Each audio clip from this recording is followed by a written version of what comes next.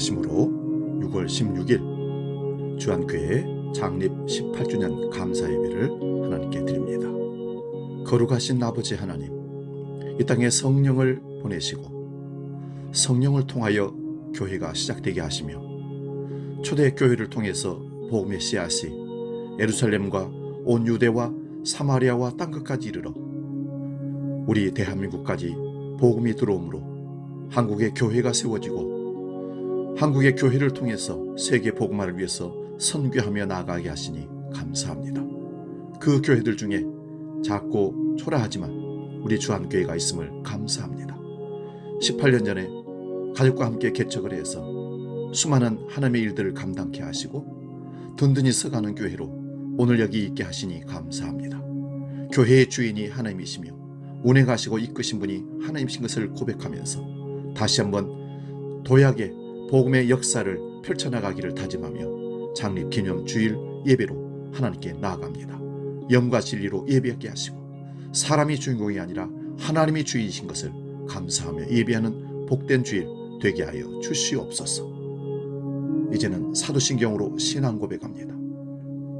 나는 전능하신 아버지 하나님, 천지의 창조주를 믿습니다. 나는 그의 유일하신 아들, 우리 주 예수 그리스도를 믿습니다. 그는 성령으로 잉태되어 동정녀 마리아에게서 나시고 본디오 빌라도에게 고난을 받아 십자가에 못 박혀 죽으시고 장사된 지 사흘 만에 죽은 자 가운데서 다시 살아나셨으며 하늘에 오르시어 전능하신 아버지 하나님 우편에 앉아 계시다가 거기로부터 살아있는 자와 죽은 자를 심판하러 오십니다. 나는 성령을 믿으며 거룩한 공교회와 성도의 교제와 죄를 용서받는 것과 몸의 부활과 영생을 믿습니다. 아멘.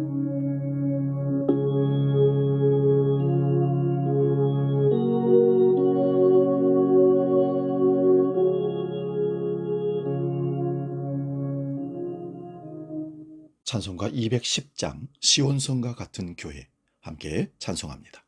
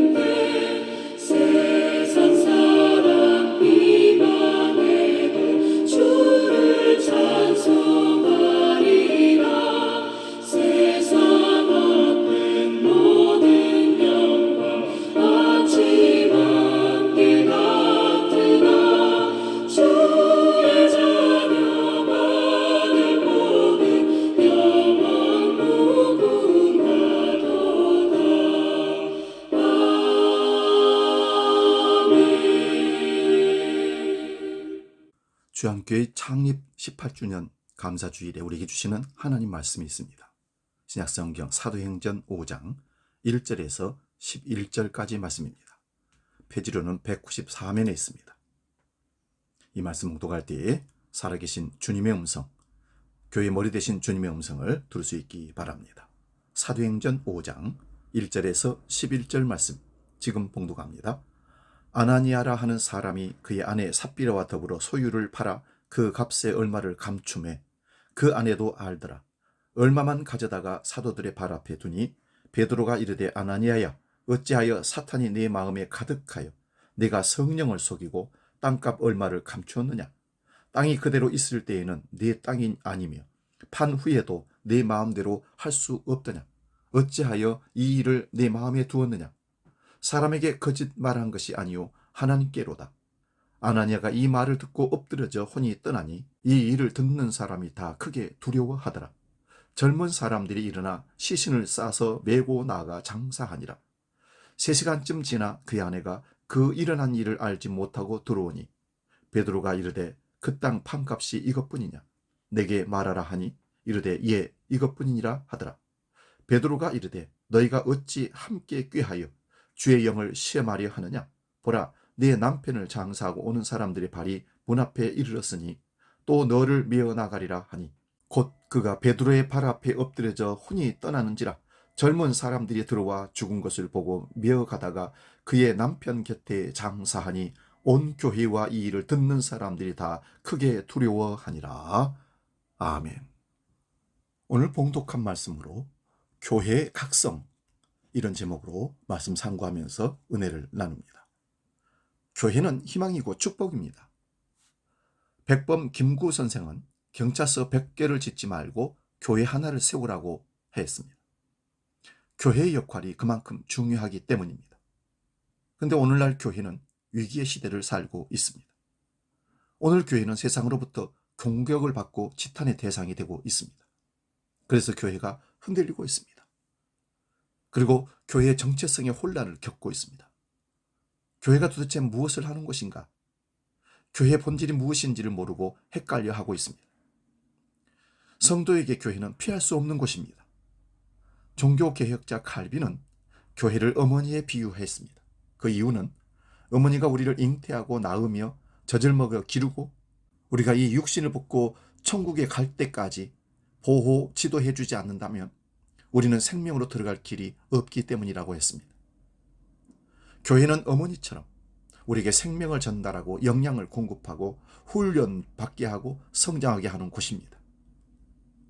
우리가 지치고 병들었을 때 그 품 위에서 위로를 받고 회복할 수 있도록 돕는 곳입니다. 기도로 후원하고 물질적으로 돕는 사랑의 공동체입니다. 우리가 세상과 싸우며 지치지 않도록 교회는 지지해주고 격려하는 곳입니다. 성경 어디에 이런 교회가 있었을까요? 그 교회가 바로 안디옥 교회입니다. 안디옥 교회는 건강한 성경적 교회의 모델입니다. 지구상의 모든 교회가 벤치마킹해야 할 교회가 바로 안디옥 교회입니다. 안디옥 교회는 당시 유대인 중심의 교회가 주로 세워졌는데 이방인 가운데 세워진 최초의 이방인 교회입니다. 그리고 사도행전 11장 26절에 보니까 성도들이 그 안디옥에서 처음으로 그리스도인이라는 일컬음을 받는 교회가 안디옥 교회였다라고 기록하고 있습니다. 예루살렘과 유대에 사는 형제들이 흉년을 만났을 때 기꺼이 도왔던 섬김이 있는 교회가 안디옥 교회입니다. 무엇보다도 최초로 선교사를 파송한 순종하는 교회였기도 합니다. 그런데 오늘날 한국 교회는 세상으로부터 지탄을 받고 있습니다. 18주년을 맞는 주한교회는 한국 교회는 그래서 각성해야 합니다. 각성이란 어떤 잘못이나 사실 등을 깨달아 알라는 말이고 깨어나 정신을 차리라는 말입니다. 하나님을 두려워하고 사랑하는 것이 최우선입니다. 교회가 교회다워지는 것이 선교의 출발점입니다. 하나님 앞에서 자신을 되새겨보고 믿음이 침식되지 않기를 간구합니다. 어떤 교회 연구가의 말에 의하면 이 세상에는 두 종류의 교회가 있다고 말합니다. 하나는 유람선 같은 교회이고 또 다른 하나는 군함 같은 교회라고 합니다. 유람선의 목적은 관광이 목적이기 때문에 소수의 직원들만 열심히 일하고 대부분의 사람들은 관광을 즐깁니다.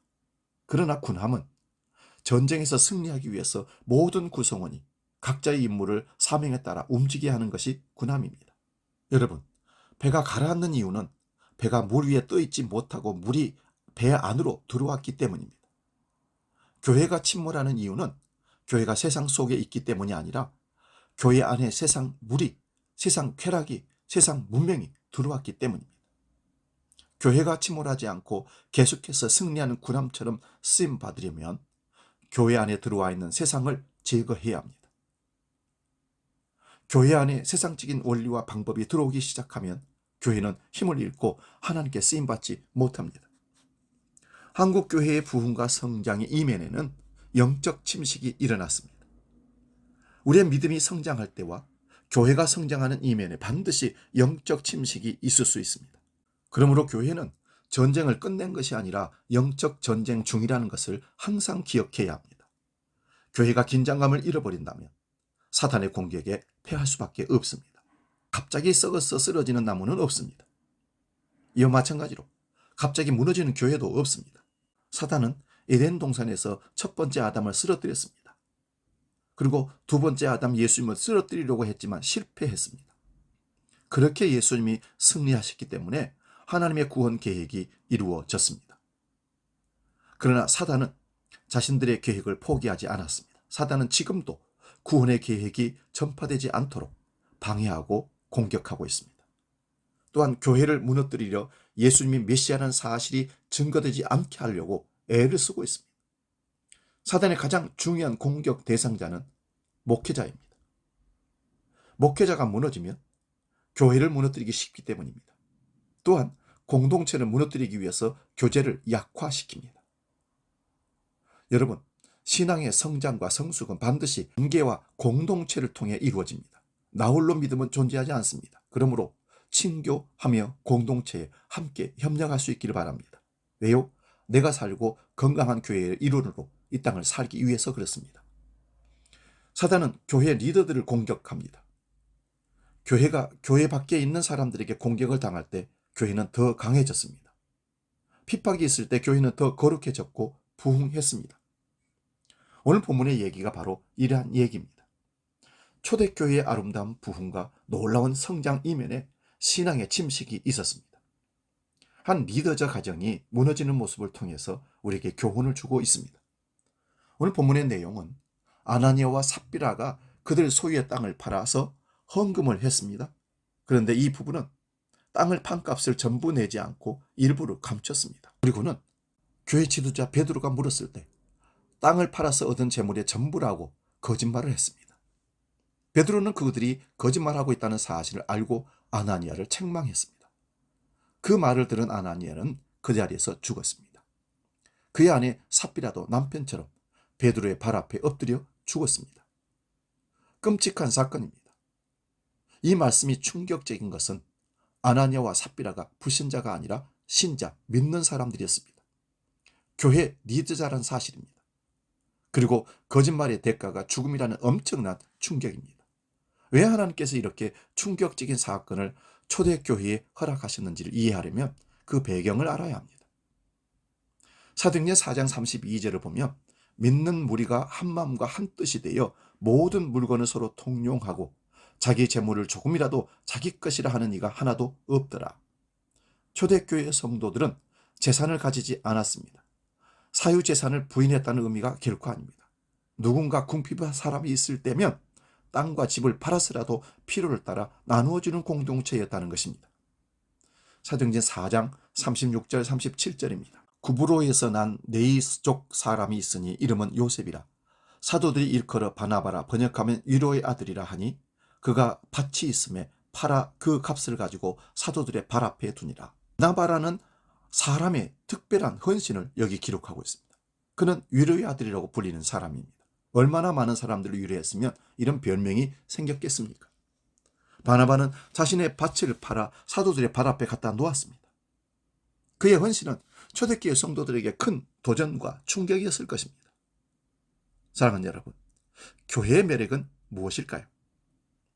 기독교를 매력적으로 만드는 것은 무엇일까요? 교회의 프로그램이나 훌륭한 설교자, 현대적 시설 이런 것들일까요? 하나님은 교회가 단지 더 새롭게 더 좋은 프로그램이 많아지거나 더 크고 더 고급스러운 시설을 원하지 않으십니다. 교회에 믿는 자의 수가 많아지기를 원합니다. 종교인이 아닌 신앙인이 되기를 원하십니다.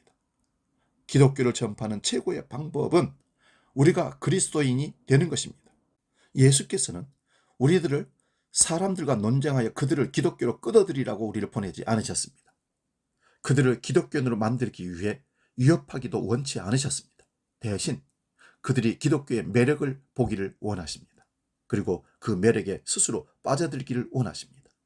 그 열매가 너무 아름다워 다른 사람들이 스스로 그것을 갈망하도록 그렇게 살라고 우리를 보내십니다.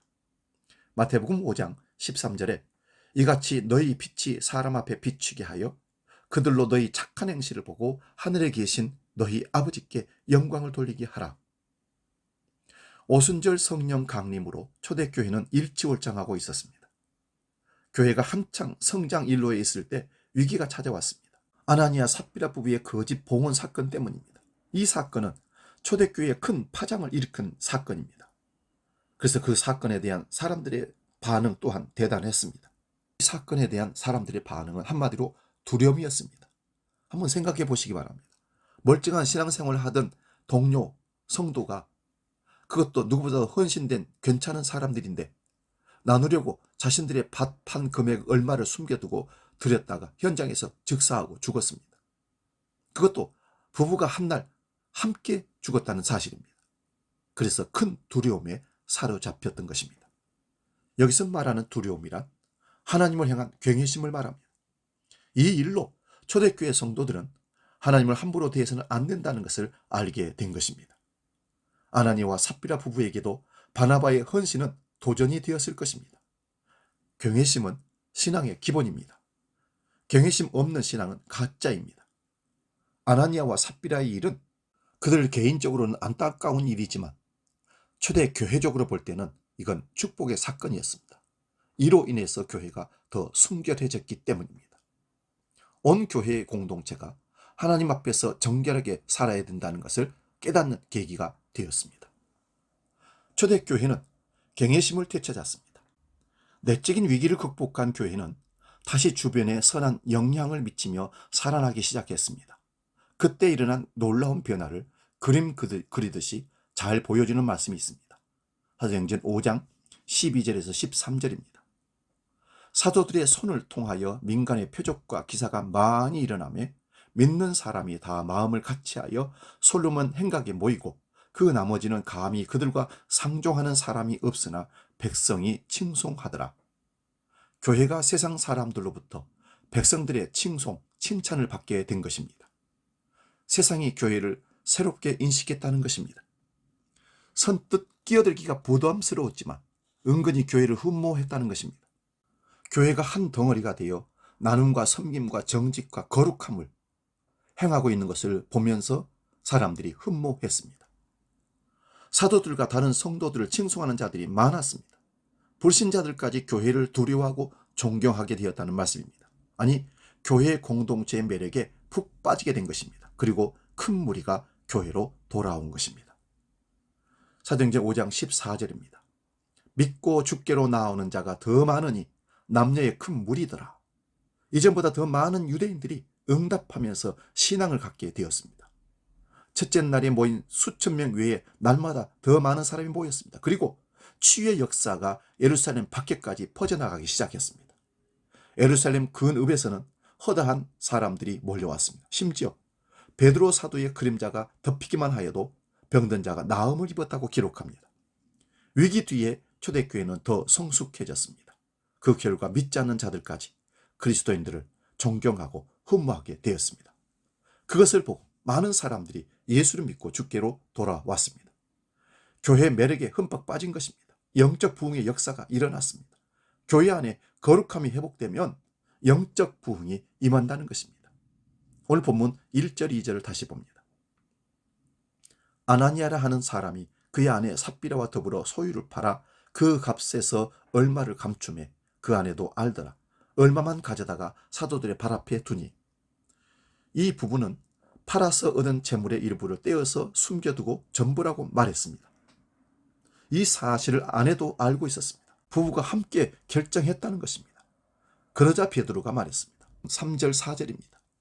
베드로가 이르되 아나니아야 어찌하여 사탄이 내 마음에 가득하여 내가 성령을 속이고 땅값 얼마를 감추었느냐. 땅이 그대로 있을 때에는 내 땅이 아니며 판 후에도 내 마음대로 할 수가 없더냐. 어찌하여 이 일을 내 마음에 두었느냐. 사람에게 거짓말한 것이 아니요 하나님께로다. 자기 욕심에 이끌려 행한 이 일은 사탄에게 굴복한 것이고 하나님을 속인 행위가 되는 것입니다. 우리의 믿음이 타락하고 무너지는 것은 사단에게 패배했기 때문입니다. 그렇다고 우리가 실패한 이유를 사단에게 모두 전가할 수는 없습니다. 마음을 지키지 못한 것은 첫 번째 우리의 책임이기 때문입니다. 사랑하는 여러분, 믿음은 마음을 지키는 때부터 시작됩니다. 마음의 파수꾼을 세우고 하나님의 말씀을 지켜 순종해야 합니다. 마음을 주 앞에 드리지 않으면 마음을 사탄에게 뺏길 수밖에 없습니다. 베드로는 그들이 땅을 판 재물을 모두 헌금하지 않았다고 책망한 것이 결코 아닙니다. 하나님이 자발적으로 헌신할 수 있도록 권한을 주셨는데 왜 일부를 내면서 전부를 냈다고 거짓말하는지에 대한 책망입니다. 이 부부가 거짓말하게 된 이유는 비교의식 때문입니다. 그들도 바나바처럼 인정을 받고 싶었던 것입니다. 그것이 바로 위선이요 거짓입니다.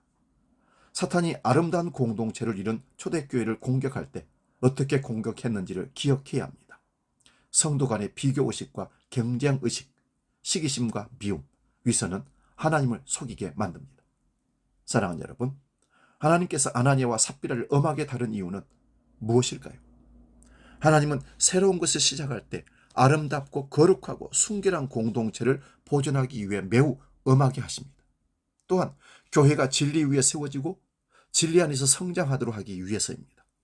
하나님은 서로 뜨겁게 사랑하라는 말씀 이전에 진리에 순종함으로 영혼을 깨끗하게 하라 말씀하십니다. 진정한 사랑은 먹을 수 있는 물을 주는 것처럼 깨끗하게 영혼을 주는 것입니다. 가장 먼저 우리의 영혼이 진리로 깨끗해져야 합니다. 하나님은 아나니아와 삽비라를 사랑하셨습니다. 가혹해 보일지 몰라도 그들이 이 세상에서 더 이상 사탄의 종로로 타지 않게 하기 위해서 먼저 데려가신 것입니다. 사람을 의식할 필요 없이 하나님을 두려워하며 사랑하면 됩니다. 교회의 각성은 어떤 제도나 조직을 바꾸는 것도 중요하지만 하나님을 두려워하고 사랑하는 것이 최우선입니다. 우리 주안교회가 교회다워지는 것이 선교의 전도의 출발점이 되는 것입니다. 다시 한번 하나님 앞에서 자신을 되새겨보고 우리 개인의 믿음과 우리 주안교회가 한국교회가 영적 침식되지 않도록 기도하며 새롭게 하며 나갈 수 있기를 주의 이름으로 축원드립니다. 복음 찬양 이런 교회 되게 하소서. 찬양하고 기도하고 마치겠습니다.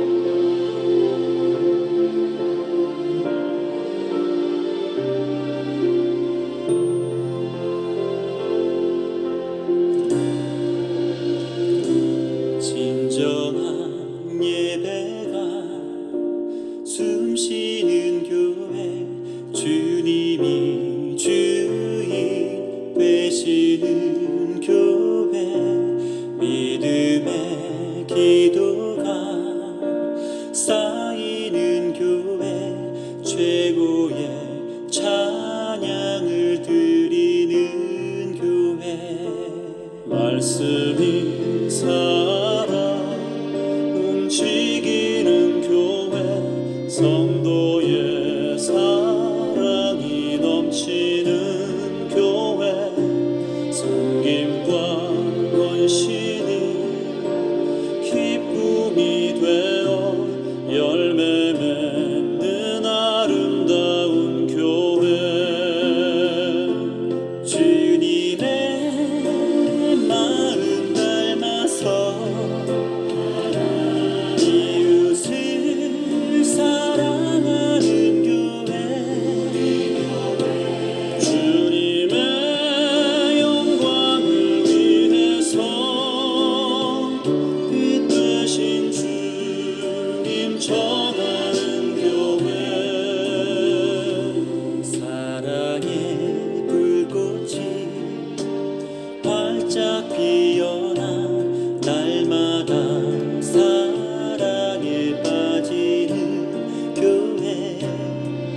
주께서 사랑하는 우리 교회가 이런 교회 되게 하소서.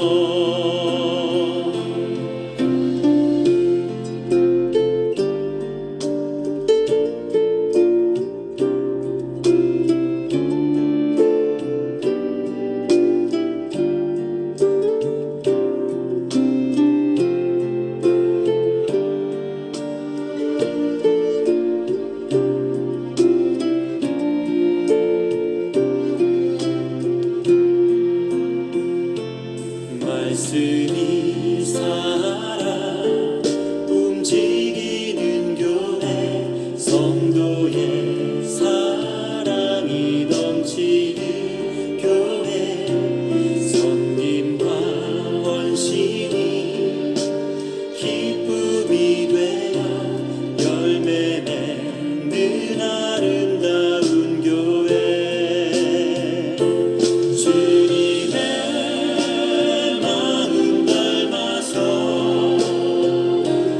이웃을 사랑하는 교회, 주님의 영광을 위해서 빛 되신 주님 전하는 교회, 주께서 사랑하는 우리 교회가 이런 교회 되게 하소서. 주님의 마음 닮아서 이웃을 사랑하는 교회,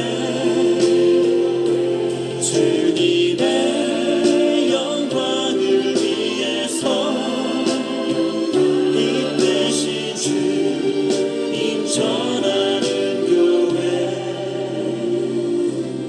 사랑의 불꽃이 활짝 피어나 날마다 사랑에 빠지는 교회, 주께서 사랑하는 우리 교회가 이런 교회 되게 하소서.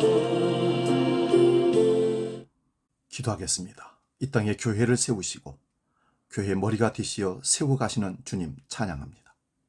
한국교회가 또한 창립 18주년을 맞는 주한교회가 각성해야 함을 다시 한번 깨닫습니다.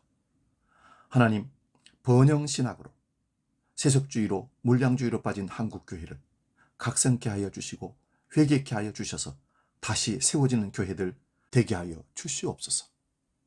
아나니아와 삽비라 부부의 일탈이 오늘 한국교회의 모습이라는 것을 봅니다. 거룩하고 정직한 영으로 새롭게 하시어 살아 움직이는 초대교회의 아름다운 역사를 다시 쓰게 하여 주옵소서. 교회의 주인 되신 예수 그리스도의 이름으로 기도하옵나이다. 아멘. 이제는 교회의 머리가 되시고 주인 되시며 교회를 세우시고 이끌어 가시는 주 예수 그리스도의 은혜와 아버지 하나님의 크신 사랑과 성령님의 감동, 교제, 역사 충만케 하심이 교회를 이루는 모든 공동체 늘 머리 위에, 한국교회가 나가는 미래 위에 이제로 영원히 함께 하시기를 간절히 축원하옵나이다. 아멘. 여러분, 계속해서 주한교회를 중보 기도해 주시고 한국교회를 위해서 건강하고 거룩하고 하나님이 쓰시는 교회들로 세워지도록 기도해 주시고 한 주간의 삶 가운데 평안을 누리시기를 다시 한번 부탁을 드립니다. 감사합니다.